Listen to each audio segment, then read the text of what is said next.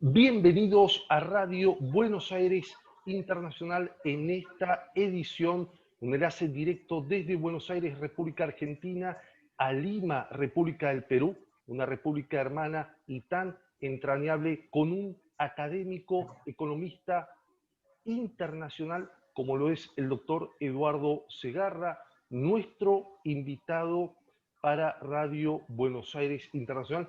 Vamos a estar dialogando sobre los asuntos de la economía, de la macroeconomía del Perú y otras cuestiones que atañen a la coyuntura del país andino.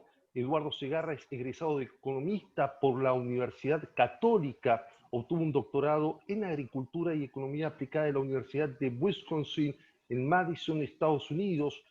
Tiene investigación en políticas agrícolas, mercados para la gestión de tierras y aguas, también funcionamiento de mercados e instituciones para atender la prestación de servicios agrícolas, gestión de riegos e innovación tecnológica.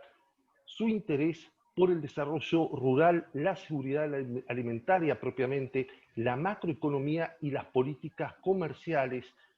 También posee actividades docentes en la maestría en recursos hídricos de la Universidad Nacional Agraria La Molina, Economía de la Gestión del Agua. Tiene experiencia en la administración pública desde enero del 2001 hasta febrero del 2004. Fue director de la Oficina de Información Agropecuaria del Ministerio de Agricultura del Perú, entidad a cargo de las estadísticas agrícolas y los sistemas de información agropecuaria. Entre 2006 y 2013 fue comisionado de la Comisión de Dumping y Subvenciones del Indecopi. Entre 2011 y 2013 fue teniente del alcalde del municipio metropolitano de Lima y desde marzo de 2004 es investigador principal del Grupo de Análisis del Desarrollo conocido como GRADE. Doctor Eduardo Segarra, le agradecemos profundamente este contacto para en línea internacional Radio Buenos Aires Internacional. Sí, buenas tardes y un gran saludo para los hermanos argentinos, acá a tu disposición para poder responder las preguntas. Bien, comencemos por el primer asunto que tiene que ver claramente con la situación macroeconómica del Perú, los indicadores.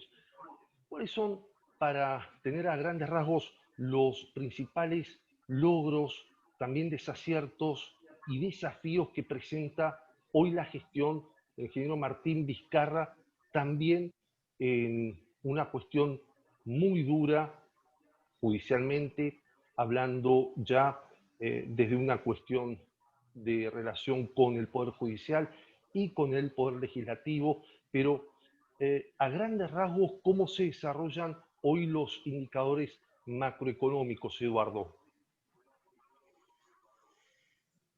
A ver, bueno, Perú ha tenido un desempeño macroeconómico relativamente bueno en las últimas, llamémosle así, 2 décadas. Ha sido uno de los países más estables, una inflación muy baja. Cada año tenemos 2% o 3% de inflación. Tenemos una gran cantidad de reservas internacionales. Las últimas cifras bordeaban los 70.000 millones de dólares. Una deuda pública que no llega al 30% del PBI. Perú ha venido mostrando, digamos, indicadores macroeconómicos interesantes. Había un nivel de riesgo bajo del país en términos de la calificación que hacen los bancos internacionales. Ahora, toda esa estabilidad macroeconómica, en realidad la pregunta es si ha sido útil para enfrentar esta tremenda crisis en la que estamos en este momento. Perú ha sido uno de los países más golpeados en términos económicos del mundo. En el segundo trimestre de este año, la producción cayó en 40%. Todo apunta a que este año vamos a terminar con una caída en el PBI o el PIB de más o menos un 12 a 13%. Esa es la proyección que tiene el gobierno. Las cifras de empleo son terribles. Se han perdido solo en Lima 1,5 millones de empleos en el último trimestre. se proyecta que la pobreza en el Perú, que había bajado, ¿no? Estábamos en un 20% de pobreza monetaria, este año tranquilamente podríamos llegar al 30-35% de pobreza monetaria en un escenario conservador. Perú está en un momento crítico. Hay críticas a la manera en la cual el gobierno ha manejado el tema económico. Diríamos que, por un lado, tuvo algunas medidas interesantes, como un gran programa que se llama Reactiva Perú, para darle crédito prácticamente con intereses muy bajos a las empresas para evitar que quiebren. Se dispusieron 60.000 millones de soles, unos 20.000 millones de dólares para esto. Eso tuvo un impacto interesante en las empresas, pero por otro lado el gobierno descuidó totalmente darle ingreso a la gente. No ha sido capaz de generar algún tipo de apoyo razonable al ingreso de las personas, y por eso muy rápidamente la cuarentena que decretó el gobierno empezó a ser incumplida, y la gente, mucha de la población tuvo que romper el encierro, y realmente Perú ha tenido en ese sentido, y sigue teniendo, una de las tasas más altas de mortalidad en el mundo por causas del virus, ¿no? Entonces, un contexto difícil. Nuestra macroeconomía, en cierta forma, está razonablemente bien, pero yo diría que todo el resto no está bien, ¿no? O sea, de la macro no estamos realmente viendo que el país esté en buenas condiciones. Claramente esta caída, allí se registra un 11,71% de caída, casi un 12%, ¿sí? En julio, un retroceso más suave, si bien comentaste, Eduardo, que los indicadores macroeconómicos todavía están sostenibles. eh, ¿Son solo los efectos del COVID-19, de la pandemia, los que están provocando estos embates, o también tiene que ver con un estilo particular de gestión, no estar debidamente a la altura de las circunstancias? ¿Cuáles son los factores así primordiales para entender la economía actual, la marcha de la economía actual en Perú? Sí, yo creo que hubo un error de enfoque en la política económica. Lo que han privilegiado es el apoyo a las empresas y lo que llamaríamos los economistas a la oferta, pero se ha descuidado totalmente el apoyo a la gente y a la demanda, a los ingresos, ¿no? Eso hace que la propia reactivación de la economía tenga serias limitaciones. Muchos sectores de la economía no se van a reactivar porque la gente no tiene ingresos. Incluso el consumo de alimentos ha caído fuertemente. O sea, digamos, muchas familias están pasando hambre por falta de ingresos. Una caída de 1,5 millones de empleos en 3 meses es brutal. Y en el Perú no hay mecanismos y redes de protección social, no hay seguro de desempleo, no hay suficientes ahorros en las familias para enfrentar un shock de esta naturaleza. Yo creo que el error del gobierno ha sido solo apoyarse en garantizar créditos para el sector empresarial, para el sector productivo, pero no ha tenido políticas efectivas para activar la demanda y proteger el ingreso de la gente. Ahí es donde ha estado el mayor error, y probablemente por eso Perú va a tener cada vez más dificultades en salir rápidamente de esta grave crisis. Es decir, si no hay inyección en la demanda, reactivación, ya sea las pymes o el tejido social, va a ser muy difícil la profundización de las políticas públicas en esta dirección, Eduardo. Sí, sí, efectivamente, yo creo que, bueno, en los economistas hay esta diferencia entre quienes creen que la oferta crea su propia demanda. Creo que ese es un mito. Cuando hay un grave problema de demanda y de caída de ingresos, está demostrado que la mejor forma de reactivar, mejorar los indicadores tanto de empleo y de producción, es incentivando la demanda, es inyectando recursos en el bolsillo de la gente que va a gastar esos recursos, y van a ir esos recursos a las empresas y va a circular, y eso activa la economía. Acá se ha optado por un modelo tradicional donde se pretende que las empresas se reactiven sin tener demanda, y eso realmente sigue siendo un profundo error, y no, digamos, en este momento no ha aparecido en el país alternativas que planteen un rumbo diferente que creo que es necesario, ¿no?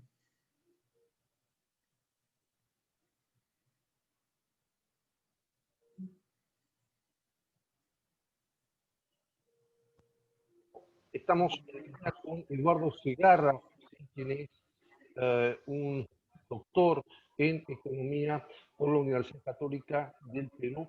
Eduardo, te preguntaba si estos efectos sobre la sociedad, sobre la comunidad peruana, no tienen a mediano o largo plazo también consecuencias que puedan ser irreversibles. Sin un marco de entendido de seguridad social, ¿cuánto puede ser sostenible y en medio de una crisis política, cuánta durabilidad puede tener, digamos, un contexto de este tipo? Bueno, sí, efectivamente estamos en un contexto crecientemente explosivo. Hay un profundo malestar en la población, hay bastante sufrimiento. Perú tiene, según cifras oficiales, más o menos unos 30.000 muertos por el COVID. Sin embargo, si tomamos la cifra de exceso de muertes, que es una manera, digamos, más rigurosa de medición, estamos superando los 50, 60.000 muertos por esta pandemia. Eh, en este momento casi no hay peruano o peruana que no conozca o no tenga algún familiar o algún amigo o alguien que haya sido o contagiado o también haya fallecido. Ha habido un colapso de todo el sistema de salud, que en el Perú fue muy descuidado. Justamente decíamos 30 años de estabilidad macroeconómica y uno de los peores sistemas de salud del mundo, ¿no? Y esto nos está pasando factura. Nuestro sistema de salud era muy precario. Ha habido una ligera mejora, ¿no? Un poco en esta emergencia, pero todavía estamos en situación crítica. Y esto sí puede tener efectos duraderos en nuestra economía, pero sobre todo en el tejido social. Los peruanos estamos viendo cómo la crisis se desata y afecta sobre todo a los más pobres, a los más vulnerables, a los que no tienen ningún tipo de protección, que no tienen ahorro, no tienen un empleo estable. Y eso hace que la situación sea muy volátil. Y eso también se ve en la situación política, ¿no? Estamos, como bien decías, en medio de una crisis política. El Perú sigue entrando en crisis política desde hace 2 o 3 años. Yo diría que durante el último periodo presidencial hemos tenido ya 2 presidentes, 5 presidentes en el Perú están enjuiciados, están en juicios. Uno se suicidó, el señor Alan García, ¿no? Cuando se empezó una investigación fiscal sobre casos de corrupción. Toda la clase política está muy cuestionada. Hay profunda insatisfacción en los peruanos y peruanas que están esperando que algo cambie. Estamos realmente viendo que ojalá que de esta crisis salgan mejores alternativas. Quizás la crisis sea también una oportunidad para visibilizar y canalizar todas estas demandas sociales, institucionales y reencauzar al Perú. La crisis política también está relacionada con esta crisis económica. Si no se puede lograr, como el Perú, que tiene muchas riquezas naturales y también tiene aspectos muy salientes en lo que es, por ejemplo, el área de la minería, claramente, incluso a escala global, marca también un atraso de la clase, de la dirigencia política en no estar a los tiempos modernos. Sí, bueno, nosotros venimos atravesando una crisis política hace varios años. Perú tuvo procesos muy complicados. En la década de los 90 tuvimos un gobierno autoritario que en realidad se extendió por una década, pero que tendió una red enorme de corrupción y de problemas institucionales. Y luego, cuando regresó la democracia en los últimos 20 años, toda la clase política ha sido incapaz de enfrentar los problemas principales, tanto políticos como económicos y sociales, ¿no? Hace tiempo que los peruanos exigimos una reforma política profunda. Necesitamos que los partidos políticos se modernicen, que tengan realmente propuestas, que tengan institucionalidad, que no sean lo que son ahora, que son unas marcas para acceder a lugares donde se busca lucrar. Perú tiene una de las institucionalidades más débiles de partidos políticos. Acá los partidos políticos aparecen y desaparecen. Lo que predomina es el personalismo. No hay, ahora por ejemplo en el Congreso, en lugar de partidos políticos, tenemos caudillos liderando agrupaciones sin escrúpulos. Y efectivamente el presidente ha sido envuelto lamentablemente en un escándalo que ha sido magnificado desde el Congreso. Y ha habido en la práctica lo que algunos consideran un intento de golpe de Estado desde el Congreso, algo inusitado, porque como ya no tenemos vicepresidentes, quien sucedería al presidente si este es vacado, es el presidente del Congreso. Entonces el presidente del Congreso no se le ocurrió mejor idea que armar un tinglado con la cual sale el presidente de la República y él pasa a ser el presidente. Este viernes se va a votar esa moción de vacancia. Al parecer se ha debilitado la posibilidad de que el presidente sea vacado, pero ha quedado muy maltratado el presidente y el propio Congreso está muy desprestigiado. En plena pandemia, los peruanos vemos con indignación cómo los políticos se están peleando, se están queriendo arranchar el poder y la gente realmente le disgusta muchísimo lo que está pasando. Evidentemente es una crisis transversal, una crisis político-institucional, sanitaria, si bien cierto reflejo de la macroeconomía sostiene algún avance, la micro o la economía diaria está cada vez más dañada, más perjudicada. Vamos al área regional, Eduardo. La inserción del Perú, ¿sí?, en América Latina, tenemos que hablar de Alianza del Pacífico, Comunidad Andina, otros aparatos, estructuras en los cuales participa Perú. ¿Cómo estás observando el desarrollo entonces de Perú en la inserción regional y en especial qué situación presenta el sector agrario, el agro? Sí, bueno, yo voy a hablar sobre todo del sector agrario, que es el que más conozco, ¿no? Y con el cual hemos venido trabajando también en términos de propuestas y qué es lo que viene pasando. Bueno, Perú tiene la particularidad de ser un país que tiene una enorme diversidad, que tiene una agricultura muy diversa, muy compleja, donde predomina el pequeño agricultor. Nosotros no tenemos las grandes extensiones agrícolas que tiene Argentina, que tiene Brasil o Paraguay. Tenemos más bien una agricultura prácticamente de mosaicos múltiples, heterogéneos. Los Andes peruanos son muy, muy diversos y la Amazonía también es complicada.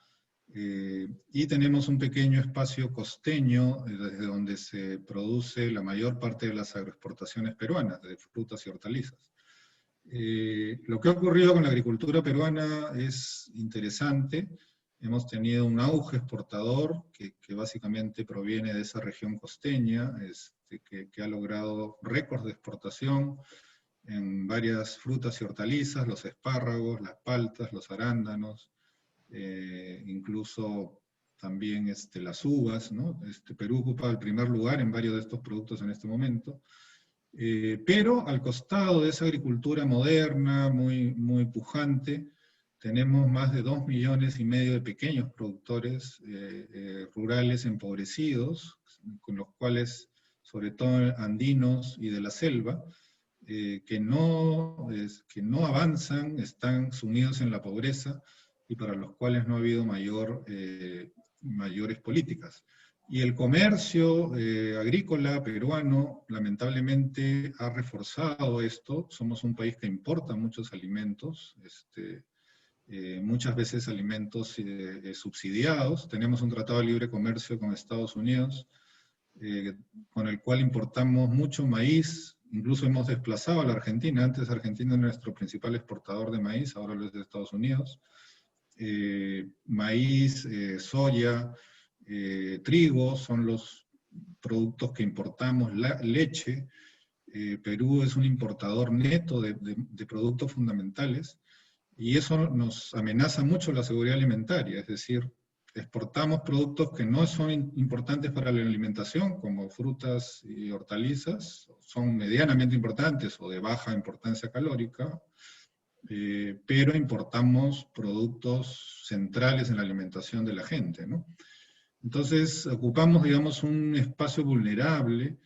Perú no ha definido todavía un modelo de desarrollo agrario, rural, más inclusivo, más integrador, y por eso nuestras relaciones comerciales tienden a ser bastante débiles, y si no desarrollamos un modelo propio, yo creo que Perú puede enfrentar también una severa crisis alimentaria en los próximos años. Es decir, hay un punto de tensión muy marcado ya en todo, no solo en Perú, sino en toda América Latina, con las reformas en el agro, también la incidencia que tienen las nuevas tecnologías. Por cierto que la seguridad alimentaria es un factor clave para garantizar la viabilidad de la población, porque evidentemente si se están exportando los productos más o las materias más esenciales y se están importando las menos esenciales, es una balanza bastante desfavorable para, para la gente. Sí, yo creo que es uno de los dilemas que tiene la economía peruana, ¿no? ¿Cuánto vamos a apostar a nuestra propia agricultura y cuánto vamos a depender de importaciones de alimentos que vienen de países mucho más industrializados, con agriculturas mecanizadas? Hay que decir que Argentina es un gran exportador en ese sentido, ¿no? Es un país que tiene una de las agriculturas más potentes del mundo. La agricultura peruana no puede competir con una agricultura de esas características, o la de Estados Unidos, o la de Brasil. Sin embargo, nuestros gobernantes decidieron abrir el libre comercio a rajatabla con estas potencias agrícolas, y Perú cada año pierde presencia en la producción de maíz, por ejemplo, siendo uno de los países donde el maíz ha sido tan importante. Incluso importamos papa congelada, prefrita, de manera significativa de Europa, ¿no? O sea, las cifras de importación de papa congelada son increíbles. O sea, el país originario de la papa, que salvó al mundo del hambre en su momento con el maravilloso tubérculo de la papa, se ha convertido en un importador de papa congelada que viene en barcos desde Europa, ¿no? Entonces tenemos esas contradicciones, no hay un proyecto de agricultura que considere la seguridad alimentaria, que considere el desarrollo y mejore los ingresos, y por eso es que creemos que Perú ha desaprovechado. 30 años de estabilidad macroeconómica no han servido para desarrollar el país. Esa es la principal lección que estamos aprendiendo. ¿Cuán lejos está entonces la macroeconomía de la micro, de la cotidianidad, de la acción microempresaria, de la articulación de estos agentes económicos, decías, en la Amazonía, de los pequeños productores? Eso es una función esencial del Estado, pero también asignar proporciones diferentes y poder coexistir y hacer una alianza con el sector privado siempre en búsqueda de los intereses de la sociedad. ¿Vos crees que estos nuevos paradigmas, estamos hablando de las nuevas tecnologías en la cuestión agraria, si bien por supuesto tienen un impacto que es de gran calado, que Perú puede llegar a entender o a reencauzarse en lo que significa esta política, decíamos, de articulación de los factores y de los agentes económicos para entonces dar respuesta a estas demandas sociales. Es evidentemente también un tema político, institucional y de cultural.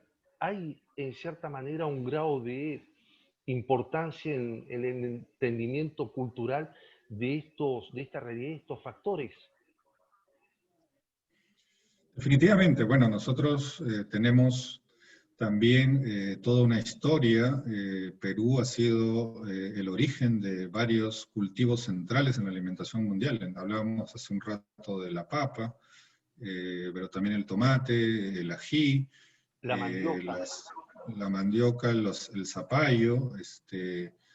Perú posee 80 de los pisos ecológicos que existen, de los 120 que existen en el mundo. Entonces, tiene una diversidad climática, ambiental, enormes riquezas, pero que digamos, tienen una estructura muy heterogénea, ¿no es cierto? Y que está anclada en el conocimiento también de la gente y en su cultura.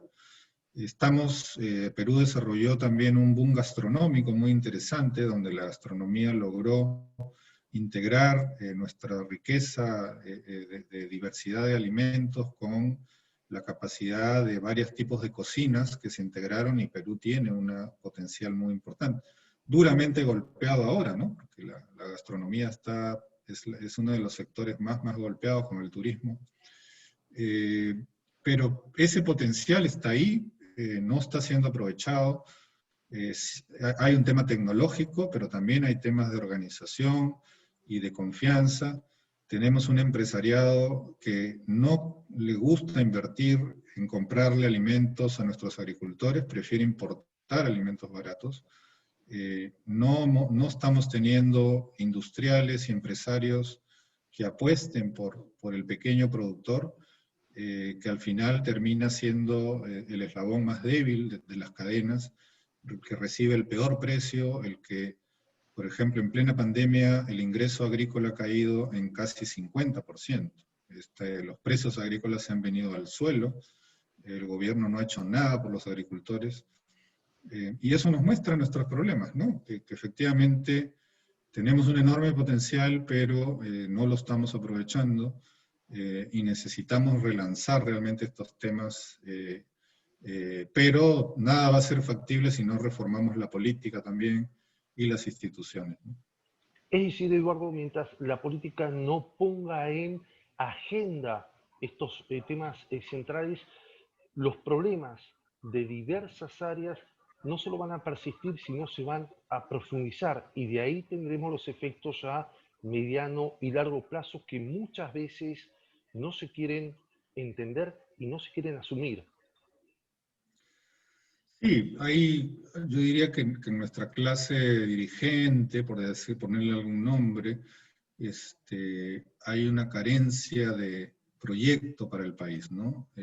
No hemos conseguido, nos quedamos, como que se dice, en la estabilidad macroeconómica como fin y no como medio. No desarrollamos proyectos de desarrollo, no hemos apostado por darle prioridad a nuestros productores.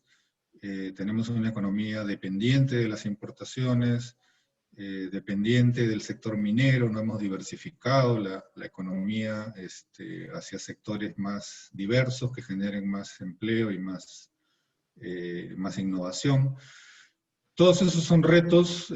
Teníamos la esperanza que para el Bicentenario en el Perú, bueno, ustedes saben que San Martín vino al Perú y proclamó la independencia en 1821, estamos cumpliendo 200 años, que le llamamos el Bicentenario, y esperábamos que para el Bicentenario Perú pues iniciara una nueva etapa.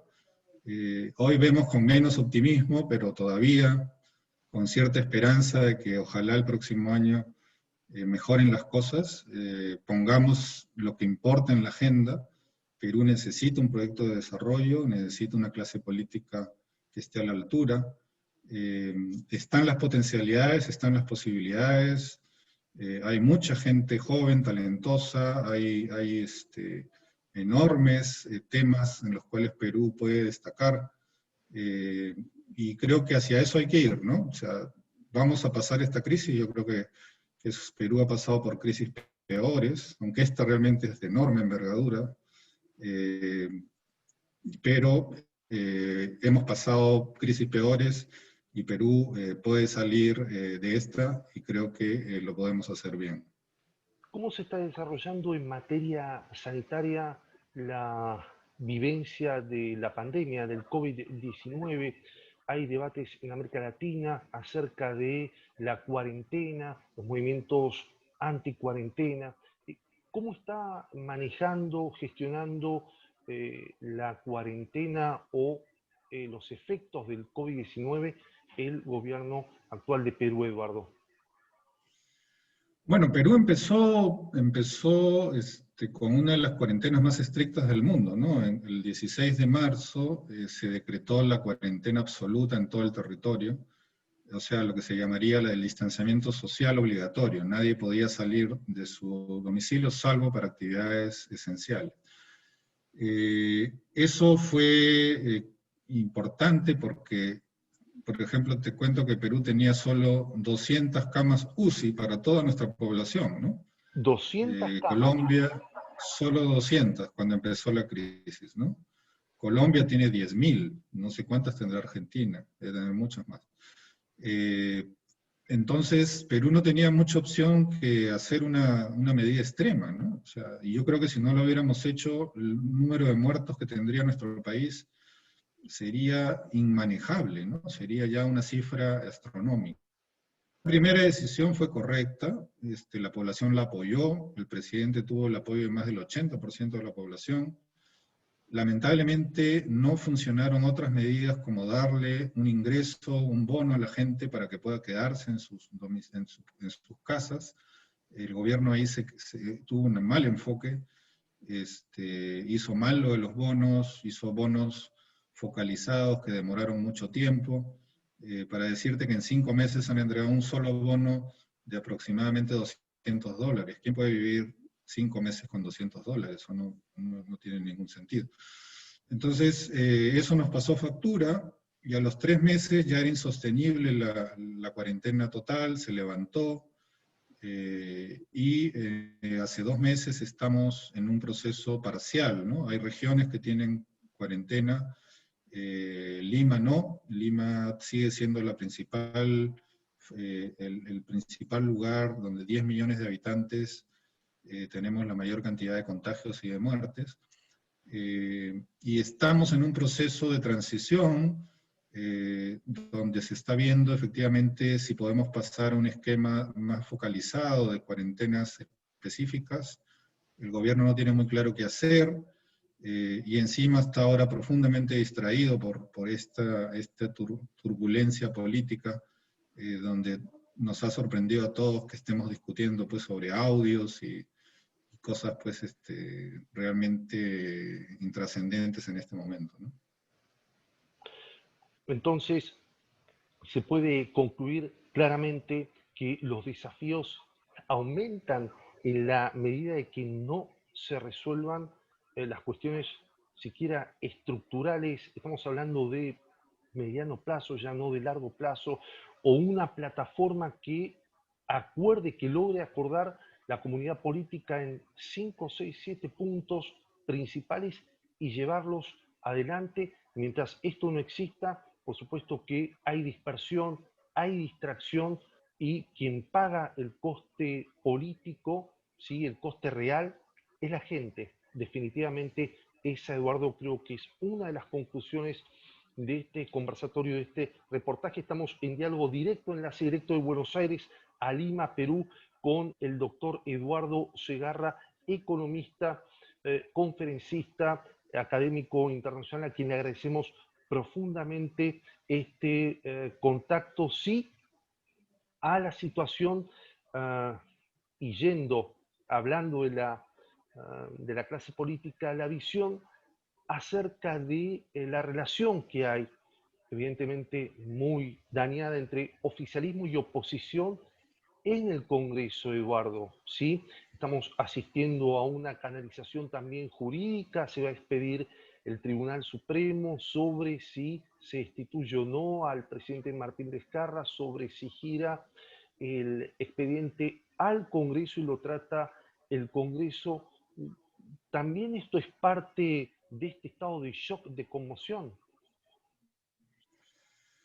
Sí, el viernes pasado, cuando los peruanos estábamos tratando de seguir sobreviviendo a la pandemia, estalló un escándalo de unos audios donde el presidente fue grabado por algún agente de su entorno, y estos audios fueron difundidos de manera escandalosa por el Congreso, que no siguió ningún proceso mínimo digamos, de filtro, de control de calidad, de real investigación, y inmediatamente se lanzó una moción de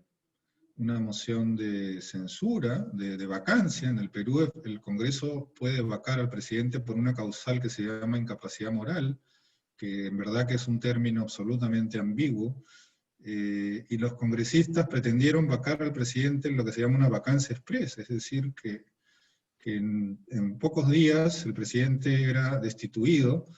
Perú además tiene una sola cámara, ¿no? Lo cual también es un problema porque, digamos, reduce la necesidad de tener un poco más de reflexión y tranquilidad al tomar decisiones de esta envergadura. Y entonces, toda esta semana seguimos en la discusión. El presidente ha planteado una cuestión jurídica al Tribunal Constitucional para evitar que la moción de vacancia sea discutida este viernes. El Congreso no va a retroceder, va a discutir este viernes la moción de vacancia. Al parecer ya no tiene los votos necesarios para vacarlo, que son 87. Pero de todas maneras, como bien decías, el presidente queda dañado, la sociedad queda dañada, están muy peleados los poderes y la desconfianza es muy fuerte. No sabemos bien cómo en estos meses se va a llevar el gobierno con el Congreso. El presidente no tiene bancada parlamentaria, decidió no presentar partido político en las elecciones. Es un presidente aislado que no tiene, digamos, mucha capacidad política. Y el Congreso ha demostrado, pues, angurrias de poder, ¿no? Y una realmente irresponsabilidad en la manera de plantear esta vacancia de forma tan inescrupulosa. Esperamos que todo esto se supere. Hay elecciones en 7 meses, entonces ya estamos iniciando el periodo electoral, y esperamos que en estos meses las cosas mejoren y venga alguna alternativa mejor que nos gobierne en los próximos 5 años.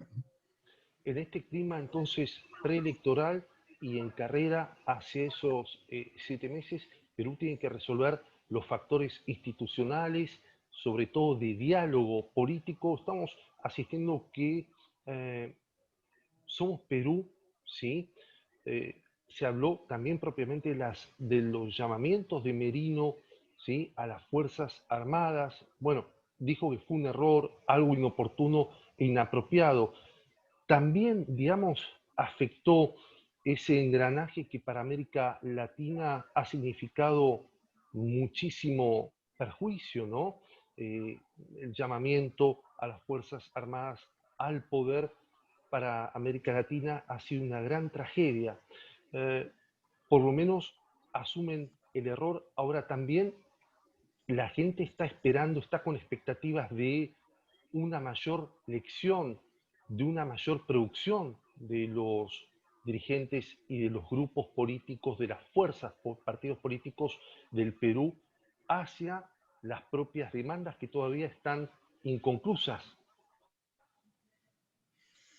Sí, sí, bueno, yo diría que las Fuerzas Armadas se han comportado bien en esta coyuntura. el presidente del Congreso tuvo el desatino de llamar a altos mandos militares, cuando él no tiene nada que hacer llamando a los altos mandos militares. Ya reconoció que fue un error, pero bueno, considera que es un error menor. Yo diría que las Fuerzas Armadas en el Perú han madurado, pasaron por periodos terribles en la época de lo que llamamos nosotros el Fujimontesinismo, donde fueron sometidas, corrompidas y puestas al servicio de una cúpula corrupta. Las Fuerzas Armadas peruanas ahora tienen un sentido más claro de su deber, de su ubicación, que tienen que estar, digamos, sometidas al poder civil y que tienen que defender la democracia. Eso por lo menos nos ha reconfortado a los peruanos, debemos reconocer que ahí hay un avance, no se están prestando para este tipo de aventuras, pero por otro lado nuestra clase política efectivamente más bien se ha degradado, ¿no? Y se sigue degradando, no muestran capacidad de ponerse de acuerdo. El presidente lanzó una iniciativa para un acuerdo que se llama Pacto Perú, ¿no? Para lograr en las próximas semanas tener un documento y un conjunto de acuerdos que nos lleven al proceso electoral el próximo año.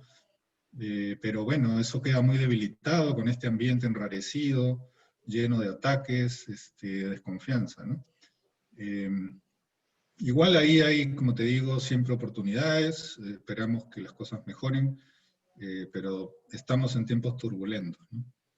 Tiempos turbulentos, nos quedamos con esa foto, Eduardo Segarra, economista, ¿sí?, por la Universidad Católica en Perú, también con grandes avances que se produjeron en estos últimos años, claro, en el aspecto macroeconómico. Quizás el desafío de fondo es poder articular crecimiento y desarrollo, es decir, la macroeconomía con la microeconomía, y hacer de Perú un país pujante y creciente y sobre todo sostenible, sustentable.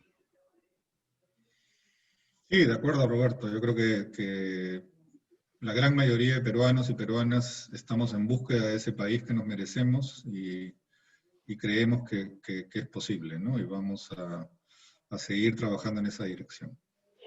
Eduardo Segarra, economista, decíamos, por la Universidad Católica del Perú, obtuvo un doctorado en Agricultura y Economía Aplicada de la Universidad de Wisconsin-Madison, Estados Unidos. También realizó investigaciones en políticas agrícolas, desarrolló y mercados, desarrolló una vasta experiencia en el campo agro de la economía, pero también con una visión de desarrollo, de crecimiento, de sustentabilidad. Muchísimas gracias, doctor Eduardo Segarra, por este reportaje para Radio Buenos Aires Internacional.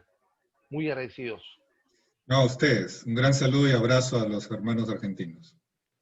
Gracias. Así entonces concluimos nuestro reportaje con el académico internacional peruano Eduardo Segarra, una visión del Perú actual, pero también del Perú futuro, los desafíos, los aciertos, los logros, los desaciertos también, y las asignaturas pendientes que quedan en construcción en la hermana República del Perú. Nos reencontramos en la próxima edición de En Línea Internacional, Radio Buenos Aires Internacional.